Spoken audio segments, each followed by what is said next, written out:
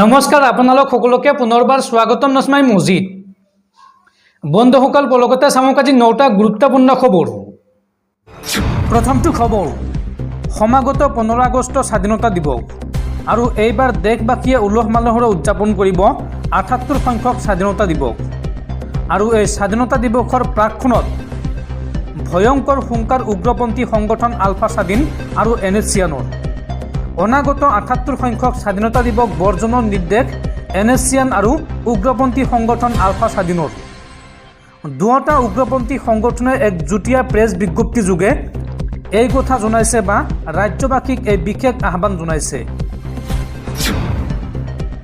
পৰৱৰ্তী খবৰ, চুবুৰীয়া ৰাষ্ট্ৰ বাংলাদেশৰ শেহতীয়া পৰিস্থিতিক লৈ বিধায়ক অখিল গগৈৰ বিস্ফোৰক মন্তব্য। জনতাৰ বাক স্বাধীনতা নাইকিয়া কৰিছিল বাংলাদেশৰ প্ৰাক্তন প্ৰধানমন্ত্ৰী শ্বেখ হাছিনাই, যাৰ বাবে দেশখনত ভয়ংকৰ প্ৰতিবাদ সাব্যস্ত কৰিছে দেশৰ জনতাই। আৰু লগতে মুখ্যমন্ত্ৰী হিমন্ত বিশ্ব শৰ্মাৰ মন্তব্যৰ বিৰোধিতা বিধায়ক অখিল গগৈৰ। বাংলাদেশৰ শেহতীয়া পৰিস্থিতিক লৈ বিধায়ক অখিল গগৈৰ বিস্ফোৰক মন্তব্য। অখিল গগৈৰ মন্তব্য, ভাৰততো চলি আছে বাংলাদেশৰ দৰে স্বৈৰতন্ত্ৰ। জনতাৰ বাক স্বাধীনতা নাইকিয়া কৰিছিল শ্বেখ হাছিনাই।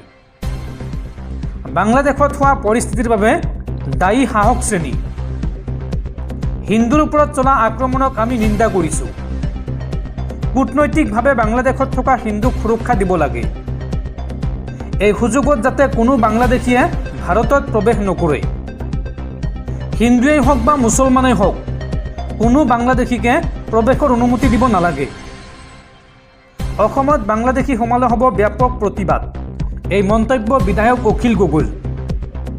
আৰু লগতে মুখ্যমন্ত্ৰীৰ মন্তব্যৰ তীব্ৰ বিৰোধিতা কৰে বিধায়ক অখিল গগৈয়ে। উল্লেখযোগ্য যে গাজাৰ প্ৰসংগ টানি আনি বিৰোধীক তীব্ৰ সমালোচনা কৰিছিল মুখ্যমন্ত্ৰীয়ে। মুখ্যমন্ত্ৰীয়ে কৈছিল, হিন্দু বাংলাদেশীৰ ক্ষেত্ৰত কিয় সহানুভূতি নেদেখুৱাই কংগ্ৰেছে। গাজাৰ ক্ষেত্ৰত বহু সহানুভূতি দেখুৱাইছিল। মুছলমানৰ কষ্ট হ'লে আগবাঢ়ি যায় তেওঁলোক, কিন্তু হিন্দুৰ সমস্যাত তেওঁলোক নিমাত। মুখ্যমন্ত্ৰীৰ এই মন্তব্যৰ পিছতে অখিল গগৈৰ প্ৰত্যুত্তৰ। অখিল গগৈয়ে মন্তব্য কৰি কয় যে সাম্প্ৰদায়িক উত্তেজনাৰ সৃষ্টি কৰিব মুখ্যমন্ত্ৰীৰ এই মন্তব্যই। পৰৱৰ্তী খবৰ, AIUDFত আন এক মক্ষম আঘাত। দলটোৰ যুৱ মৰ্চাৰ সভাপতি জেহেৰুল ইছলামৰ পদত্যাগ। AIUDFৰ মুখপাত্ৰৰ দায়িত্বটো আছিল এইগৰাকী জেহেৰুল ইছলাম, আৰু আজি যোগদান কৰিব কংগ্ৰেছ দলত। দৰ্শকসকল, আৰু বহুতো গুৰুত্বপূৰ্ণ খবৰ আছে। তাৰ আগতে আপোনাক জনাওঁ যে যদি আপুনি এতিয়ালৈকে এইটো ভিডিঅ'ত লাইক কৰা নাই তেন্তে এতিয়াই ভিডিঅ'টোত লাইক কৰি দিয়ক।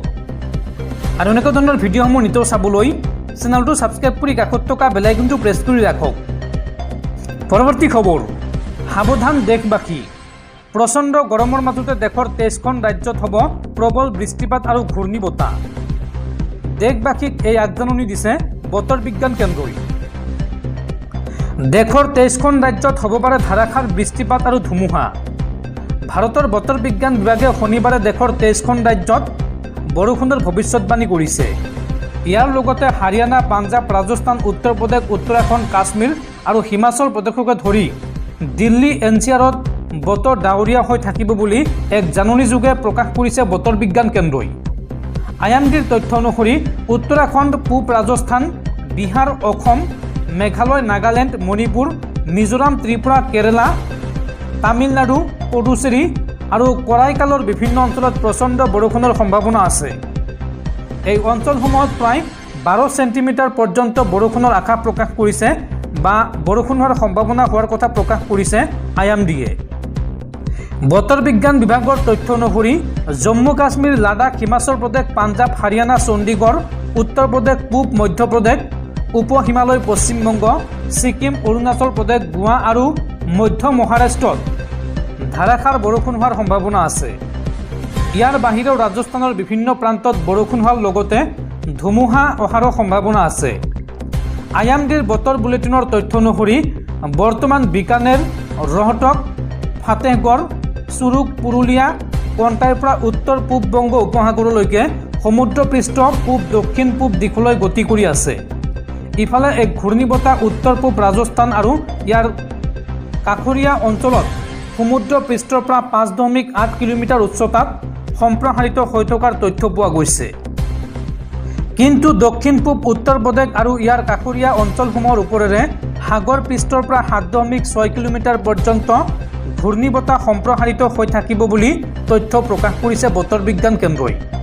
উত্তৰ পূব অসমত সমুদ্ৰ পৃষ্ঠৰ পৰা 1.5 কিলোমিটাৰ উচ্চতাত ঘূৰ্ণীবতাহ সম্প্ৰসাৰিত হৈ থাকিব আৰু ইয়াৰ বাবেই এই অঞ্চলসমূহত ধাৰাসাৰ বৰষুণৰ সম্ভাৱনা আছে।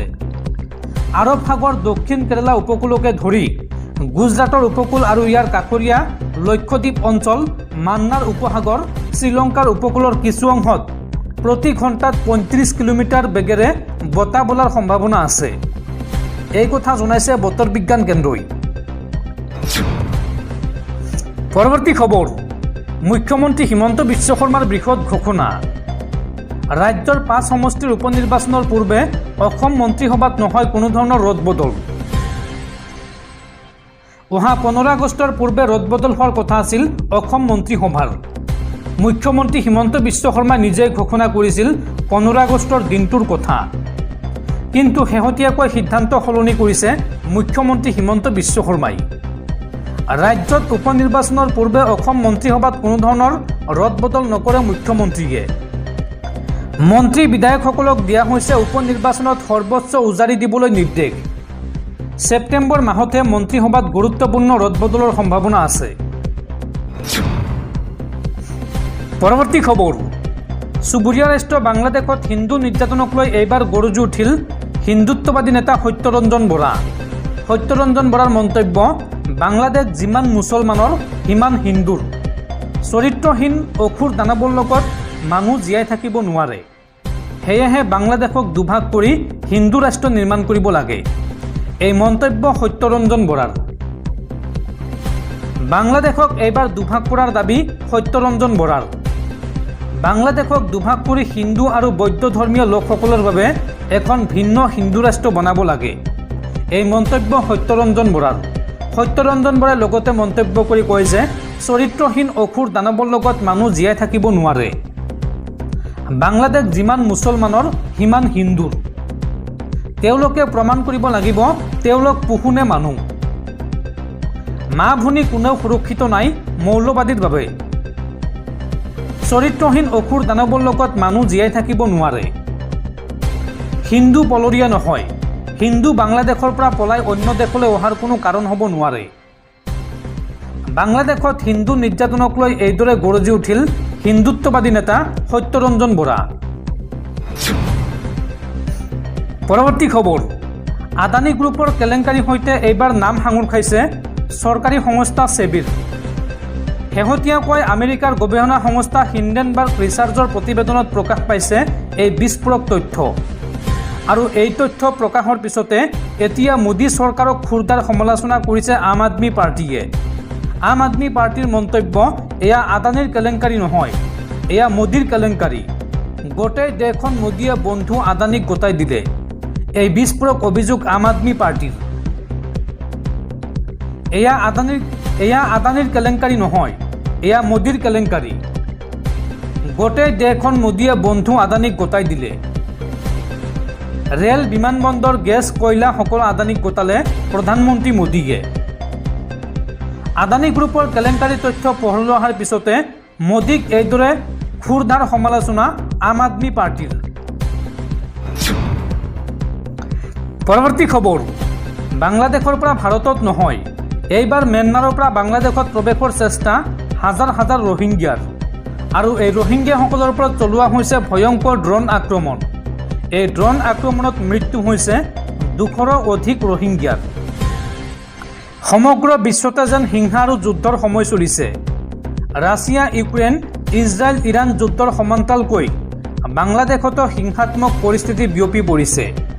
এতিয়া ম্যানমাৰতো ৰোহিংগিয়া মুছলমানক আক্ৰমণ কৰা হৈছে, য'ত বহু লোকে প্ৰাণ হেৰুৱাইছে।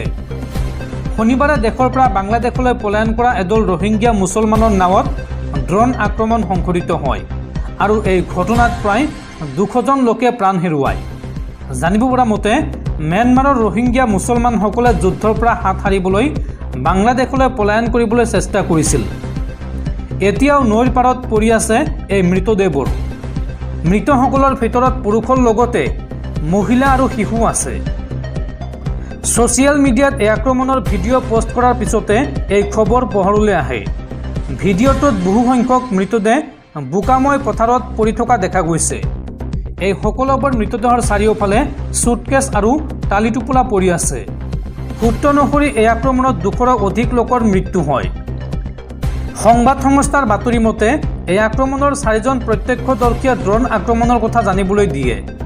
এই আক্ৰমণৰ পিছত প্ৰত্যক্ষদৰ্শীয়ে জনোৱা মতে বাংলাদেশ সীমান্ত পাৰ হ'বলৈ চেষ্টা কৰা পৰিয়ালৰ ওপৰত এই আক্ৰমণ সংঘটিত কৰা হয়। এই আক্ৰমণৰ পিছত মৃতকৰ পৰিয়ালৰ সদস্য আৰু আত্মীয়ই নিজৰ আপোনজনক চিনাক্ত কৰিবলৈ চেষ্টা কৰি আছে। ৰোহিংগিয়া সাধাৰণ নাগৰিকৰ ওপৰত এই আক্ৰমণ এতিয়ালৈকে হোৱা আটাইতকৈ বিপদজনক আক্ৰমণ বুলিও প্ৰতিবেদনত উল্লেখ কৰা হৈছে। আৰাকান সেনা এই আক্ৰমণৰ আঁৰত আছিল যদিও আৰাকান সেনাই এই অভিযোগ অস্বীকাৰ কৰিছে। এই আক্ৰমণৰ বাবে म्यानमाৰৰ সেনা আৰু উগ্ৰবাদী গোটে ইজনে সিজনক জগৰীয়া কৰিছে।